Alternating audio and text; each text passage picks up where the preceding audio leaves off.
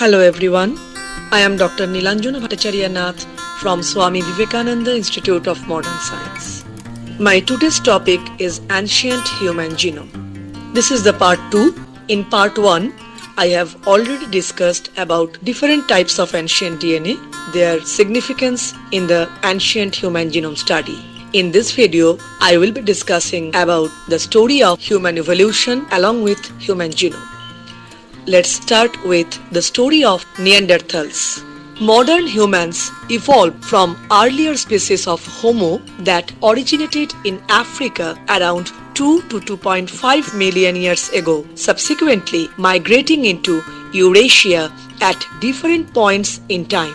Nowadays, all humans on Earth belong to the same group, to which we usually call modern human.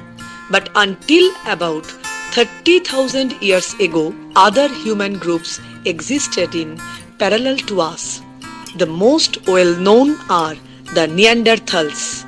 Neanderthals lived for tens of thousands of years in Europe, Asia, and the Middle East. At the same time, modern humans evolved in Africa. The two groups met only when modern humans started to exit Africa and spread across other continents. The nature of the encounters between the two human groups is still a mystery, but the final outcome is well known. We are still around while Neanderthals went extinct long ago. Next, the comparison between Neanderthal and modern human skull. Neanderthals were overall very similar to us, but still exhibited some differences. For example, they had a lower and slightly elongated skull, a slightly bigger brain, a protruding face, bigger teeth, and wider bones, indicating that they were more robust than us. All of this can be seen in the many Neanderthal skeletons that were found along the years. In fact, many of what we know about them is related to their skeleton, as skeletal parts survive after death much better than other tissues. Next, DNA sequence of Neanderthal. The ancient DNA revolution did not skip the Neanderthals. Over the years, more and more DNA could be sequenced from Neanderthal remains found in different parts of the world. In the year 2014, Svante Pääbo and his colleagues published the first high-quality DNA sequence of a Neanderthal who lived tens of thousands of years ago in Siberia. They found that 99.7% of the Neanderthal DNA is identical to ours. Many researchers try to understand what the biological meaning of the 0.p% difference is. For example, it was shown that Neanderthals had a slightly different version of a gene called MC1R.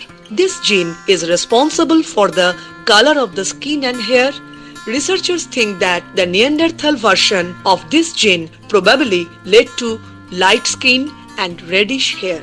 And what about the interaction between us and them? In turns, roughly 1 to 2% of the DNA of modern humans from Europe, Asia, and America comes from Neanderthals.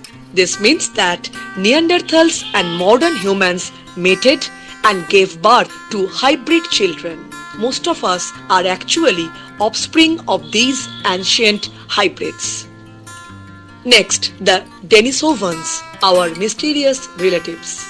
One of the amazing stories of ancient DNA take us far away into Denisova cave in Siberia. But when they sequenced the DNA, it turned out to be significantly different from both Neanderthals as well as modern humans. Consequently, the researchers concluded that this was a new group of humans, different from anything that was previously known, and called these people Denisovan.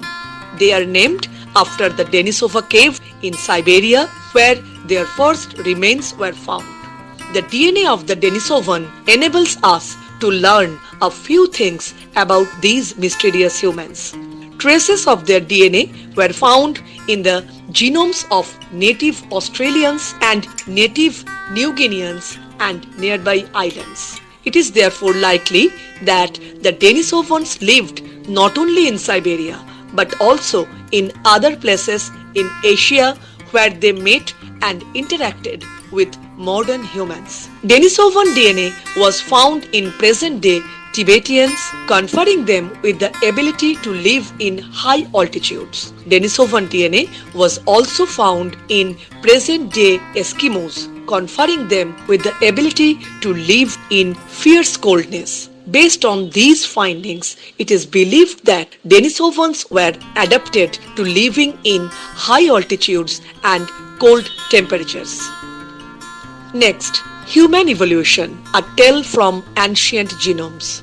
In order to understand the genetic basis of the evolutionary success of modern humans, it is necessary to compare their genetic makeup to that of closely related species.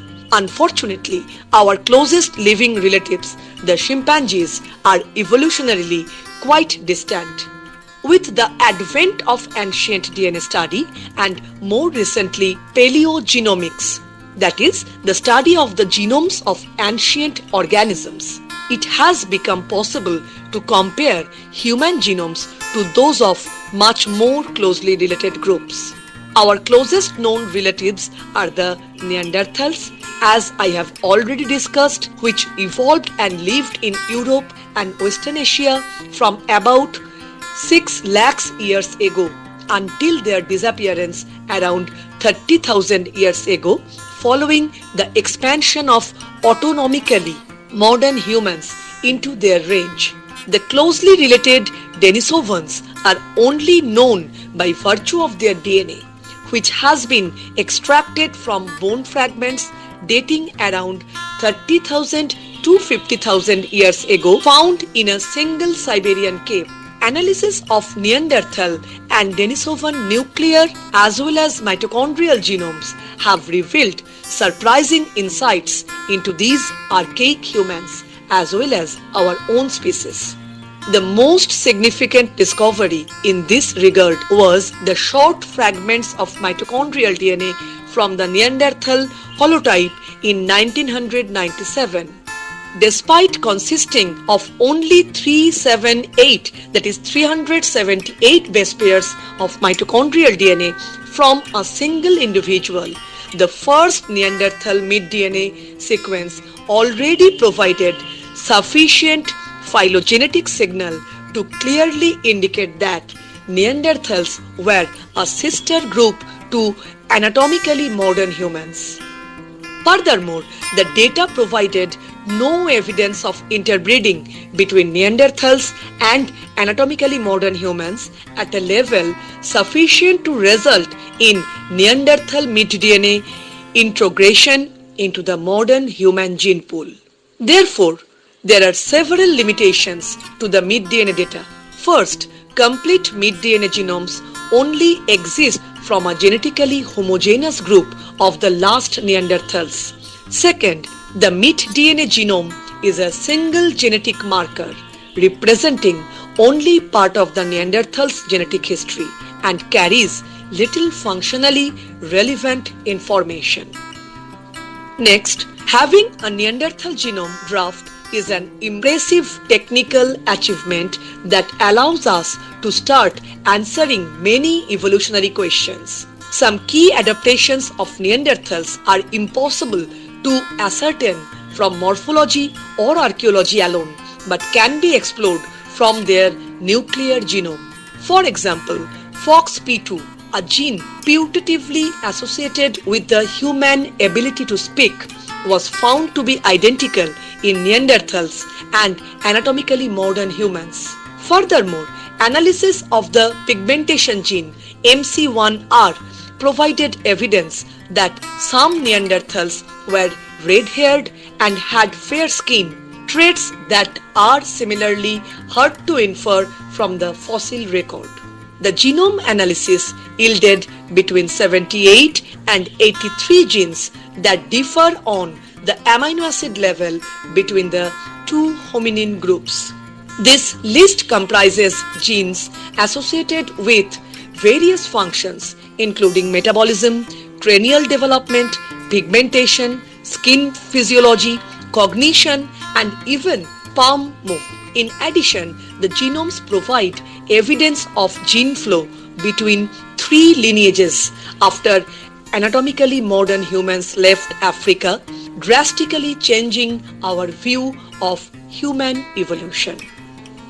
The ancient hominin genomes of Neanderthals and Denisovans have demonstrated that conventional models of human evolution based on genetic analysis of modern data are oversimplified.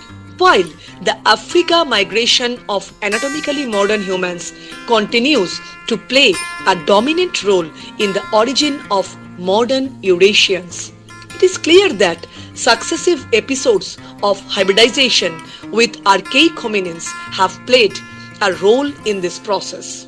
In the future, hominin paleogenomics will likely move in several directions, such as the investigation of genomic diversity by analyzing other samples, the increase of the coverage in genomic regions of interest in the samples analyzed, and the undertaking of functional studies, such as comparing the function of modern human and Neanderthal gene variants in mouse models.